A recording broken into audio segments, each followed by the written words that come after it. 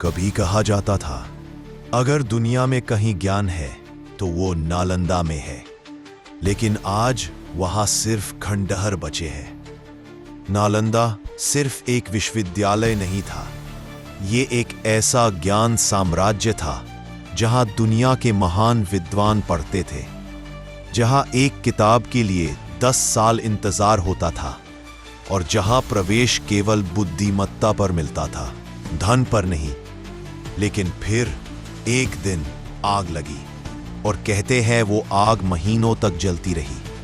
आखिर उस दिन क्या हुआ? कौन थे वो लोग जो नालंदा में पढ़ते थे? और क्या सच में उसकी किताबें आज भी कहीं छिपी हैं? नालंदा की स्थापना 5वीं शताब्दी में गुप्त सम्राट कुमारगुप्त प्रथम ने की थी। लेकिन असली उन्नति तब हुई जब भारत में बौद्ध धर्म अपने स्वर्ण काल में था। यहां पढ़ाना सिर्फ जानकारी देना नहीं था, ये एक आध्यात्मिक विज्ञान था। इतिहासकारों के मुताबिक नालंदा में 10,000 से ज्यादा छात्र थे, 7,000 शिक्षक थे और 9 विशाल पुस्तकालय थे।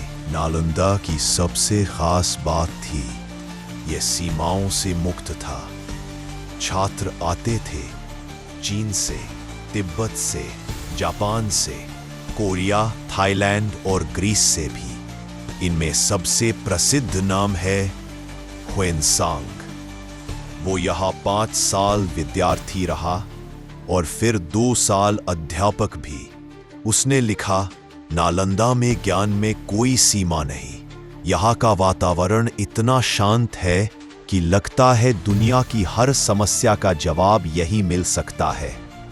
दूसरे यात्री ई चिंग ने लिखा, जो भारत नहीं आया वह ज्ञान में अंधा है। नालंदा की लाइब्रेरी दुनिया की सबसे बड़ी रिसर्च लाइब्रेरी मानी जाती है। इसकी 3 मुख्य इमारतें थीं, रत्न सागर, रत्न दधी और रत्न रंजक। रत्न दधी इतनी विशाल थी कि कहा जाता है उसमें 9 मंजिलें थी। यहाँ आयुर्वेद, गणित, दर्शन, खगोल विज्ञान, युद्ध कौशल, मनोविज्ञान, भाषा, आध्यात्मिकता, हर विषय पर ग्रंथ थे। कुछ लोग कहते हैं इन किताबों में ऐसा ज्ञान था जो आज की तकनीक से भी आगे था। नालंदा में पढ़ना आसान नहीं था। यहाँ प्रवेश परीक्षा नहीं होती थी, यहाँ बहस होती थी। अगर आप रटकर नहीं, सोचकर जवाब देते थे, तभी आपको प्रवेश मिलता था। छात्र सुबह 4 बजे उठते थे। दिन के 18 घंटे सिर्फ अध्ययन और चर्चा होती थी। यहाँ शिक्षा रटने की नहीं, विचारों की थी। लेकिन इतिहास हमेशा शांत नहीं रहता। 1193 में बख्तियार खिलजी ने हमला किया। उसे ज्ञान से नहीं, शक्ति और विजय से मतलब था। उसने नालंदा को जला दिया। कहते हैं पुस्तकालय में इतनी किताबें थी कि आग कई महीनों तक बुझी नहीं। धुआं आसमान तक उठता रहा और सदियों का ज्ञान राख में बदल गया। लेकिन कहानी यहीं खत्म नहीं होती, यहीं से रहस्य शुरू होता है। इतिहासकार कहते हैं नालंदा की सारी किताबें नहीं जली। कई पांडुलिपियां पहले ही तिब्बत, नेपाल और चीन भेज दी गई थी।